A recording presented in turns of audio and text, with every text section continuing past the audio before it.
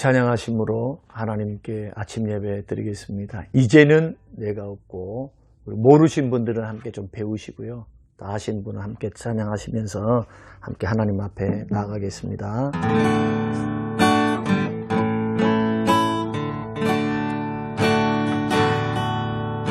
이제는 내가 없고 오직 예수님만 내 안에 살아계신 오직 예수님만 찬양하며 살리라 예배하며 살리라 내 안에 계시는 오직 예수님만 이제는 내가 없고 오직 예수님만 내 안에 살아계신 오직 예수님만 찬양하며 살리라 예배하며 살리라 내 안에 계시는 오직 예수님만 주님은 나의 아바 아버지 내 상한 영혼 만지시고 주님은 나의 하늘아버지 나의 모든 것 주님께 맡기리 이제는 내가 없고 오직 예수님만 내 안에 살아계신 오직 예수님만 찬양하며 살리라 예배하며 살리라 내 안에 계시는 오직 예수님만 이제는 내가 주님과 함께 십자가 위에 죽었으니 이제는 내가 산 것 아니요 내 안에 주님이 사신 것이라 이제는 내가 없고 오직 예수님만 내 안에 살아계신 오직 예수님만 찬양하며 살리라 예배하며 살리라 내 안에 계시는 오직 예수님만 오늘 우리에게 주시는 하나님의 말씀 레위기 19장 16절에서 17절 말씀입니다. 너는 내 백성 중에 돌아다니며 사람을 비방하지 말며 내 이웃의 피를 흘려 이익을 도모하지 말라. 나는 여호와이니라. 너는 내 형제를 마음으로 미워하지 말며 내 이웃을 반드시 견책하라.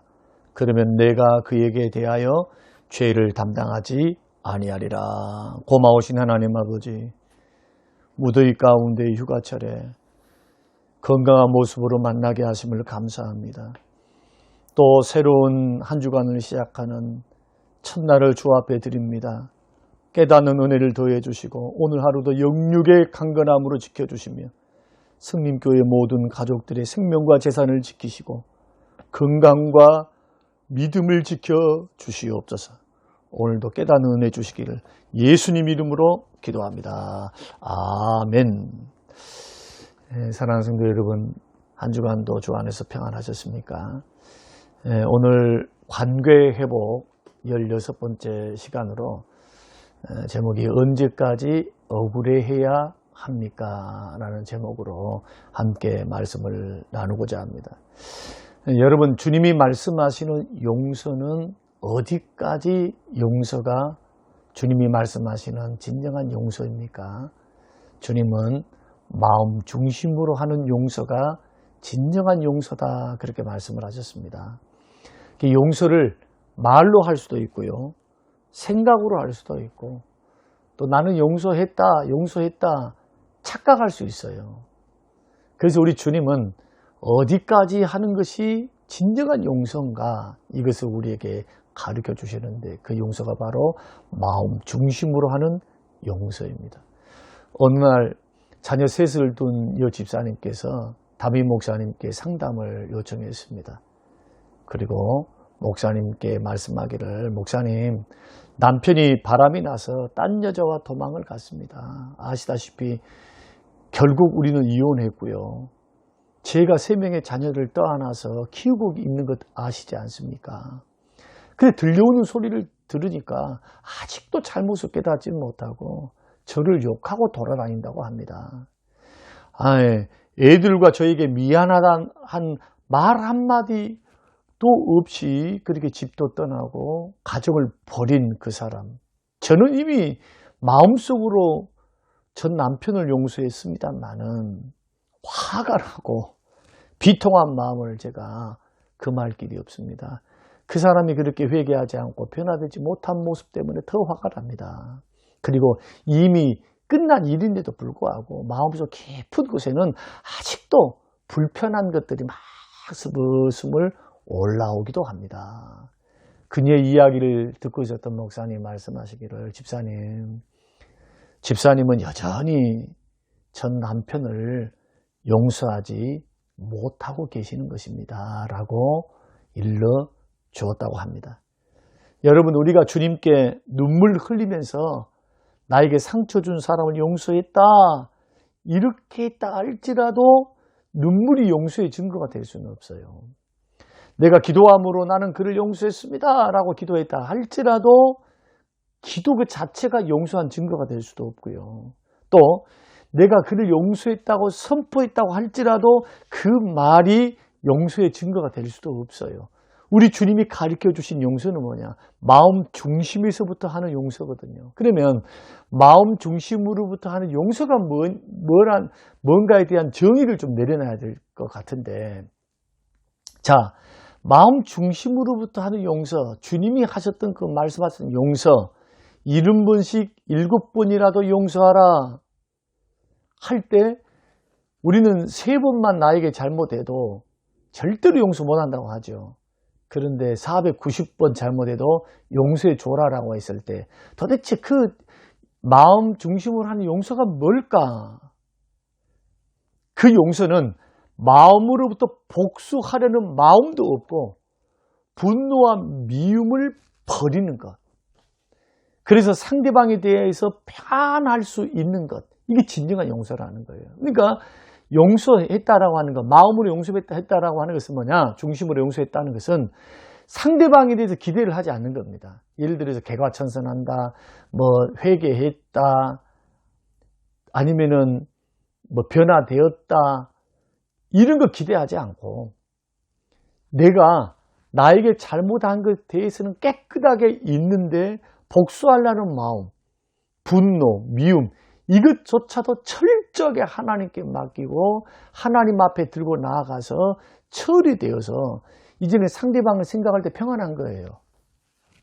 막 마음속에 불편함이 막 올라온 게 아니라 마치 죄 지었지, 나에게 상처 주지 아니했던 그 때로 돌아가서 평안한 겁니다. 그러면 여러분이 물을 수 있을 겁니다. 목사님, 사람인데 감정이 있는데 어떻게 그럴 수 있습니까? 사람이기 때문에, 감정이 있기 때문에 힘든 것은 당연한 거예요. 힘듭니다. 그러나 여러분, 우리 주님이 말씀하셨던 마음의 중심으로부터 용서하라 라고 하셨던 이 말씀은 누구를 위해서 하는 말씀이냐면요, 바로 우리 상처받은 우리 자신들을 위해서 하시는 말씀입니다. 자, 마태복음 5장 38절에서 39절 말씀 보면은, 또 눈은 눈으로 이는 이로 갚으라 하였다는 것을 너희가 들었으나 나는 너희에게 이르노니 악한 자를 대적하지 말라. 누구든지 내 오른편 뺨을 치거든 왼편도 돌로 대줘라 말씀하시죠. 이제는 한 걸음 더 나갑니다. 주님께서. 자, 마음의 중심으로부터 용서하라. 용서를 통해서 마음이 평안해져서 그 사람을 볼 때 불편함이 하나도 없는 상태가 마음 중심으로부터 용서하는 상태거든요. 그런데 주님은 원수에 대해서 용서해줘라, 원수에 대해서 어떻게 하랍니까? 복수도 하지 말아라, 원수에 대해서 축복해줘라, 저주하지 마라, 축복해주래요. 원수를 사랑하래요. 어떻게 이룰 수 있습니까? 근데 이 말씀을 하는 것은 원수를 위해서 하는 말이 아니라 바로 상처받은 나를 위해서 하시는 말씀입니다.